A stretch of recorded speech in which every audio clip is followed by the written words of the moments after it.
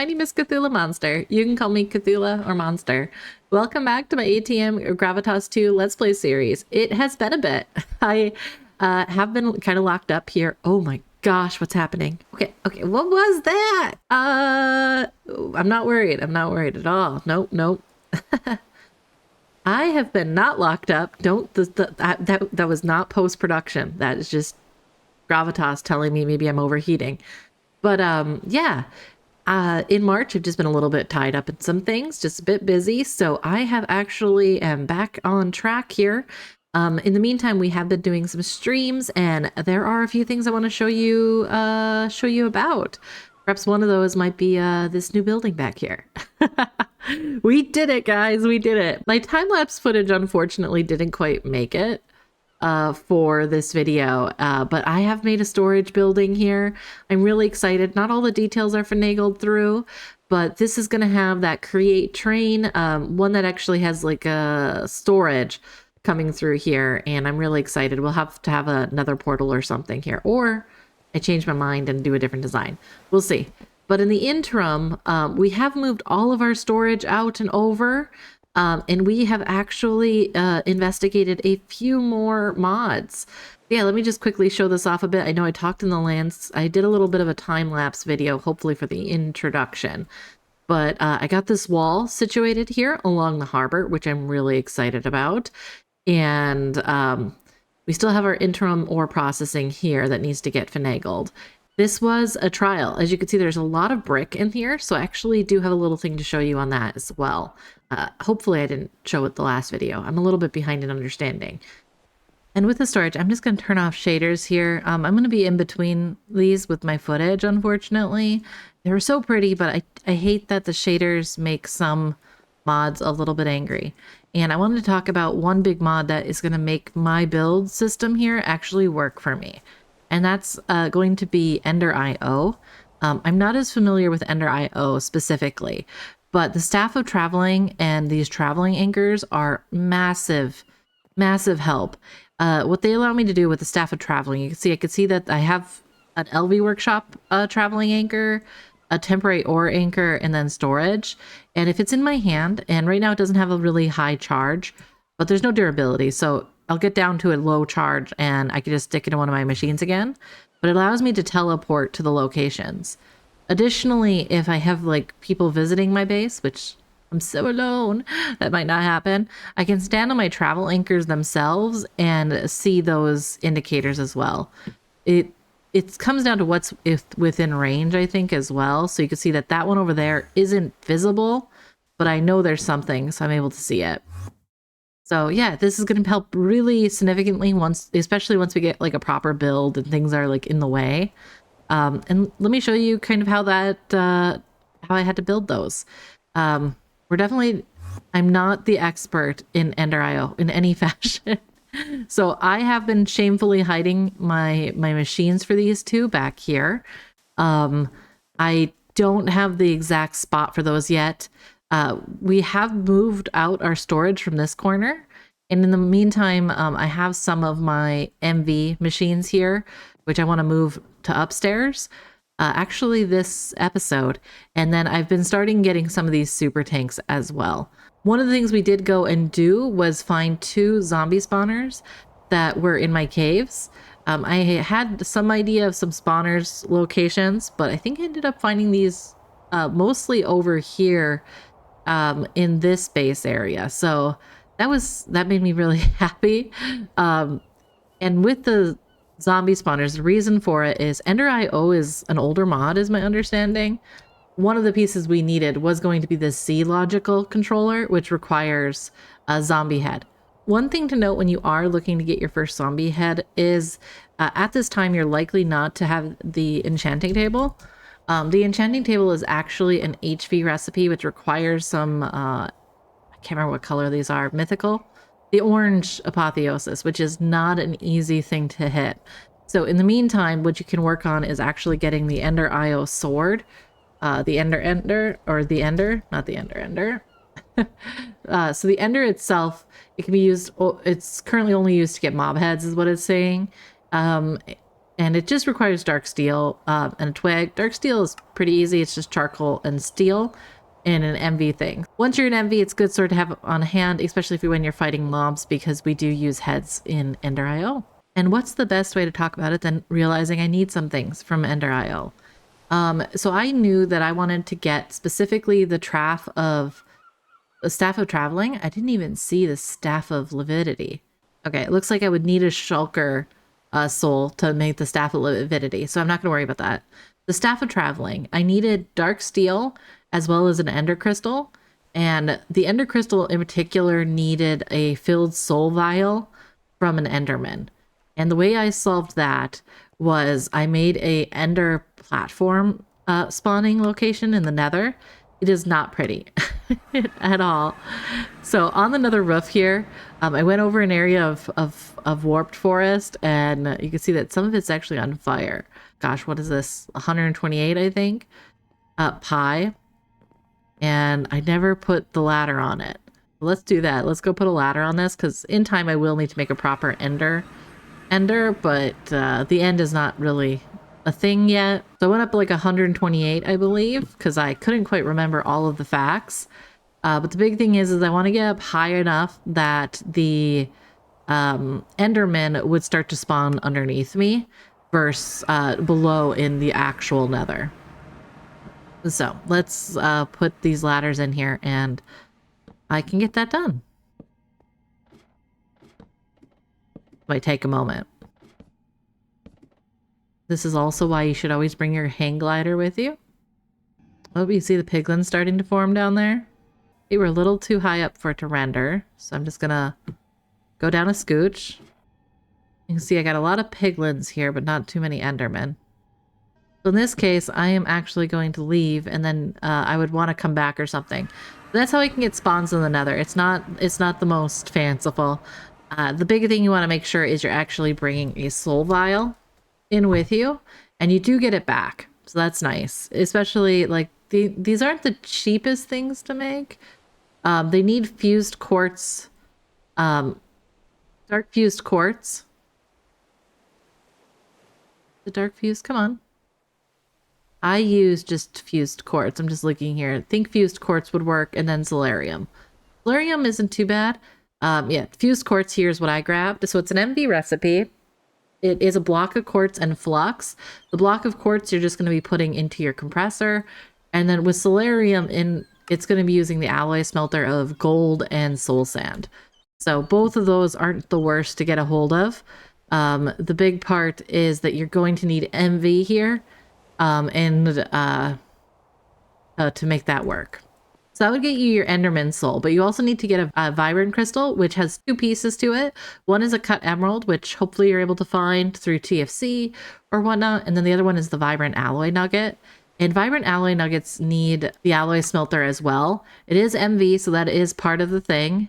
It's using another part of Ender.io and an ender pearl. So that's why you're going to want to make sure you get it. Keep your ender pearls. And then the energetic one isn't too bad. It's just gold and redstone. But again, this is envy. So we're going to make some more of this right now because I do need more traveling anchors.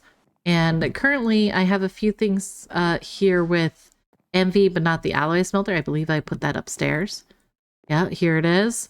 We're in the process of organizing this. So I've been working on my list of MP items. We're actually going to kind of speed run into HV here. So if you are playing along with me, I do apologize that there is going to be a pretty significant run for HV. And the reason for that is that's when AE2 auto crafting starts to really kick into play. And I want to make sure we're using that for auto crafting. So these do take a pretty significant amount of time, 138 seconds. So I am going to set up just a quick little system for this because I'm going to be using travel anchors throughout these builds. They're just very, very convenient. And we did get our first extruder now. The extruder is very useful for some recipes, such as long rods and those things. So the extruder is on the medium voltage quest line, which I think is pretty well built out, and it can identify some of your optional quests here. So extruders, they force it. It's often cheaper to use these than to go individual for things like rotors, which absolutely you're not having to do the little pieces. So the rubber ring here, we could get 1 out of 1 sheet, or if we extrude it, we get 4 out of 1 ingot. So it's 4 times better to use the extruder than to actually craft it with the knife. And I have been working on getting my hydrochloric acid because I did manually make 16 buckets of sertane. It was horrible. But I'm resisting integrated dynamics. If you want to know how I've done some stuff in the past with integrated dynamics, I do show some of these processes and how to automate that in my previous series when I was playing on Pilpo's Patreon server. But I'm resisting this time. Trying to resist. In the meantime, we're just going to use copper-nickel in this space here. And this is currently what I have. I just have 3 walls, and then the entrance will be on this side here. And I currently have 1 combustion generator. We'll have 2. And copper-nickel itself loses 2 amps per space. So I'm going to put that back here just from a processing standpoint. I connected it to what should be our fuel line in the system once we got our fuel train going. But for the moment, I'm just going to link these guys up. And we'll use the drums here to send the fluid. So I did get this kind of set up. I got just basically an interim spot for fuel and 2 Delios, and now I just need to connect 2 combustion generators, and now I just need to connect the wires. So that is the next step. And I also have the advanced chemical reactor, so I've just been putting these guys in as they go. I'll need to have some finagling for sure. But for the moment, I'm just gonna throw down a ladder and jump up here. Oop, oop. It hurts you if it's plugged in, and I forgot about that. I shouldn't have, but I did. All right, those guys are connected up. And since there's only 2 generators, a 2x copper-nickel should be able to handle it for the amps. And then this will be that, and now I can take down some of this stuff and fill in the rest. I'm trying to decide on whether or not we'll have an HV1 over on that side. I'm thinking that might be the case, just a little spot. Because this leaves enough space for 11 machines. And whatever we have down here, there's going to be some duplicate types, but lower voltage ones down the way.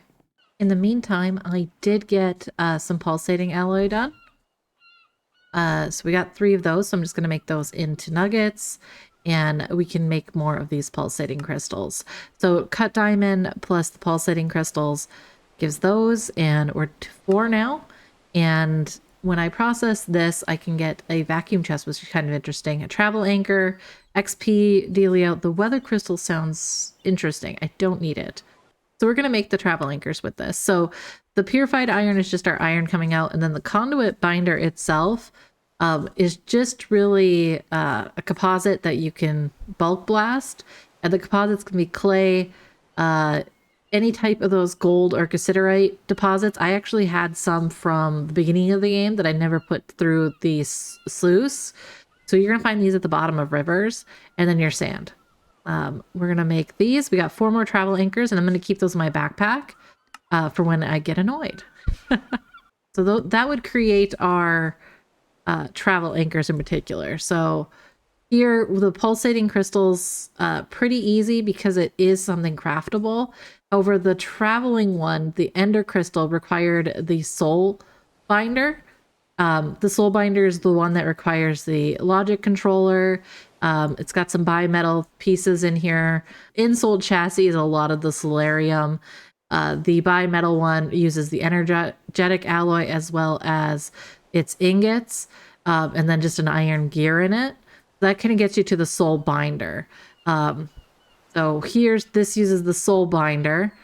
I'm going to throw down the vibrant crystal here. And it also includes enchantment of XP.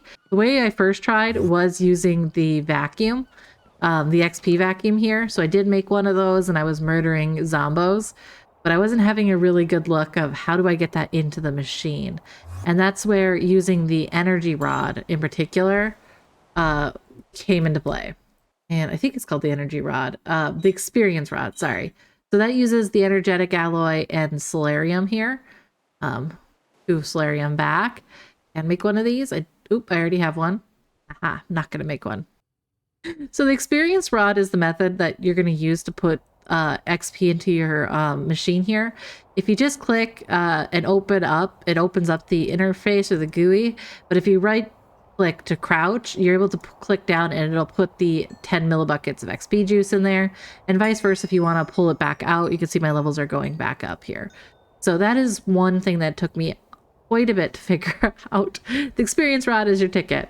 So then when I'm actually looking at making this ender crystal here, that's how I can get that filled into this soul binder. The next one I wanted to talk about is the slice and splice. So let's see. And since the soul binder is required next, the difficult part is making the soul binder with that geological control. And that's where you're going to need your slice and splice. My dog has decided the squeaky toy is what he needs, and I can't record. Shoot. Okay, the slice and splice.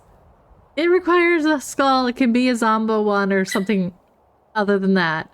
So this is what you use to make the soul binder. And that's all I know about Ender.io. Alright, hopefully the doggo will calm down when I get to the next bit. One of my goals is to start rushing the MV section. In particular, I want to get over to the advanced integrated circuit so I can work on stainless steel, which is the next piece, which is really the big metal of, what is this called? The big metal of HV. The EBF is our gateway to the next metal. And in particular, I need to upgrade my energy casings. Right now we have the LV energy casings, and we're going to want the MV, they're not casings, energy hatch. And what that's going to require is this ULPCI chip here, which when I'm looking at it, that requires a blue lens or the sapphire lens. The blue lenses or the colored glass lenses are gated between HV. Curses! I was so close to getting those. But if you want to color those lenses, it does already require you to be at HV. So we are going to work on that. HV's metal is going to be stainless steel, and we get that by looking at the dust first. The stainless steel dust in the mixer is going to be a combination of iron, nickel, manganese, and chromium. So you're going to want to keep an eye on that. Chromium in particular does injure you, and manganese is kind of a byproduct of a lot of things versus an actual mined item. So pyrolusite is one of them. Ovaltine, wolfenite, which I've never seen. That might be in space. And those things. You can see it does require you to have kind of already started your processing. We're going to need 3 types of lenses. I got the exquisite emerald. So if I go for lens, we're going for the emerald lens, we're going for the ruby lens and the sapphire lens. And the lenses themselves require us to put them in a lathe, either out of a plate or an exquisite sapphire. The plates aren't the worst. We can make blocks out of these using either there's crafting methods or there's a compressor here, depending on which types you have. But it does require you to have a certain amount where it's easier. You might be lucky enough just to get your exquisite sapphires, and that's using the sifter more than anything.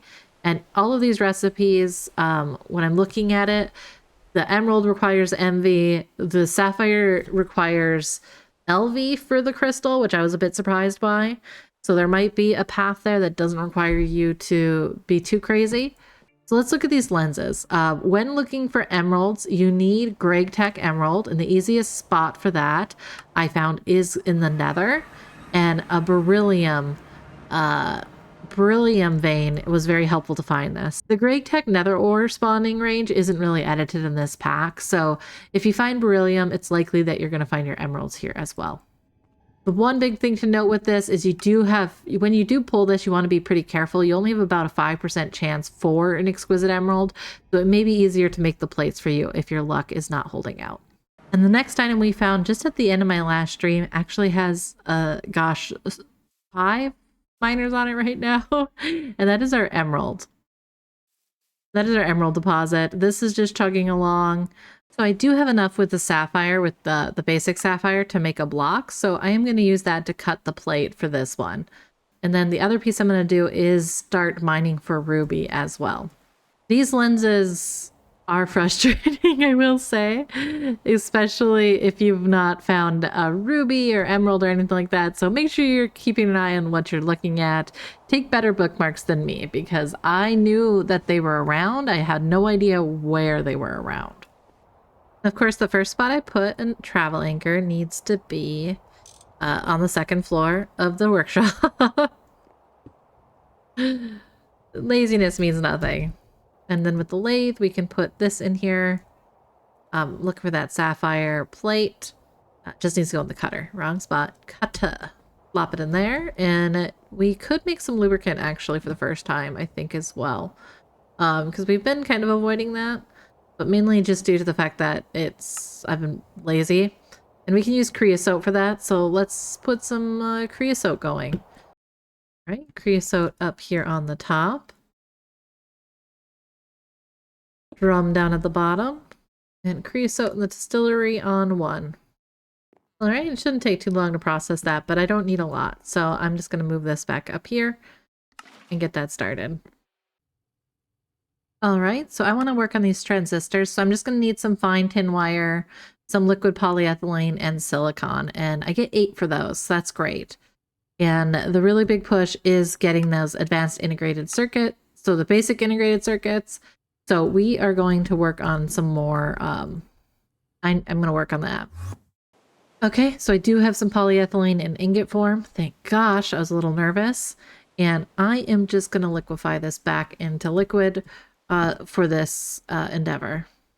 All right, we got liquid polyethylene, and I just need to put this with the transistor into an MV assembler. So that's going to be something we'll build as well. We were lucky enough to get an exquisite ruby, so I believe that is everything we need to get our 3 lenses. So with this lens, it's just going to go into the lathe for all of these. Now we just need to put this through the lathe. So one of these, and one of those. And then we'll have everything for the lenses. And with the lenses, these are used in energy, in engravers, laser engravers. So we're going to want to get an MV laser engraver started. The laser engraver will require an MV emitter, and this is where other types of those emeralds come into play. Other types of gems come into play. So it'll need a flawless emerald gem. So I'm going to make sure to keep running those, as I don't believe I have any more left. Wait, no, I have 2 flawless ones. Yay. So we should be able to get the laser engraver here. So excited. Oh, that's awesome. So we've already been making some of the wafers. So that's where we make the silicon buell, and then we cut the wafers themselves. So now we can make our different types of chips. So first we make the wafers, which we need to do in the laser engraver. And right now we don't need the clean room because we're still pretty low. So we're going to be operating in this zone. I'm just going to grab the pile of wafers. And the first wafer we're going to make is the one that's necessary to upgrade the EBF, because I want that thing faster. And I would like the UIC one. So I'm looking for this chip here and this wafer in particular. All right, we got our 3 types of lenses, and let's run the sapphire lens here. So here's our engraver, and these 2 take some time. It's about 45 seconds per for this one. And I don't know how many of these chips I'm going to need, but the part I'd like to point out is we do have to put these in a cutter, and we're going to get 6 for each of these. So for the energy hatch, I only need 1 each. So this running 1 right now is more than enough. And here is our wafer. I'm still in the process of setting up the outputs here. So I will take that one wafer and I'm going to start looking at making some of these other chips. So it looks like the ULC wafer and the RAM wafer are next. And the ULC is going to be the Ruby lens. So I'll keep the lenses in the bottom below in the output here so that I can switch between them. And I'm going to run 3 at a time then. I'm also going to put the wafers in here so that those are easily accessible. All right, and these come over here to the cutter and it will start making me my chips. And my gosh, I can't believe it. We're already in chips. This has been a long time coming, but it also feels like it's just been like the smallest amount of time as well. It looks like we're just short. We need 2 more chips to make this happen. This is our second run of MV circuits. It tells you how many I make at once. I'm so excited though. I didn't make too many basic circuits like the LV circuits because we're going to get into those integrated ones very, very soon. I'm just 2 of these behind. Let's see if I can make this assembler now. All right, we're so close. There we go. The assembler is made. Congratulations, you successfully made it to high voltage. Woo! You can fold those basic ones out. Just make 2. Okay, so we definitely don't want to get too close into the HV ones because they're not as important. But it looks like the transistors are part of the HV recipe, not the, the HV circuit, not the other ones. So, I got stuff to throw in here. Just a few things here and there. I want to work on getting some integrated MV circuits because I need to get 3 combustion generators for this thing over here. And I also need to work on making this voltage spring here, which is a magnetic steel and aluminum wire in my new fancy assembler. Here is my voltage coil. I need another one. I need more aluminum wire. All right, and you'll notice that we no longer have any vacuum tubes, which I think is one of the big ones for the circuits, is there's no vacuum tubes in this space, which can be really, really helpful. So I'm actually going to see about reducing these down. It looks like I might potentially be able to use them in the future, so maybe I'll keep them here. But I am going to break these glass tubes here and bring that back into the dust. And this is one of the other really benefits of the extruder is the bolts. We now can get 8 bolts out of 1 instead of doing the processing, where originally it was 2, and then we started looking at cutters and things like that.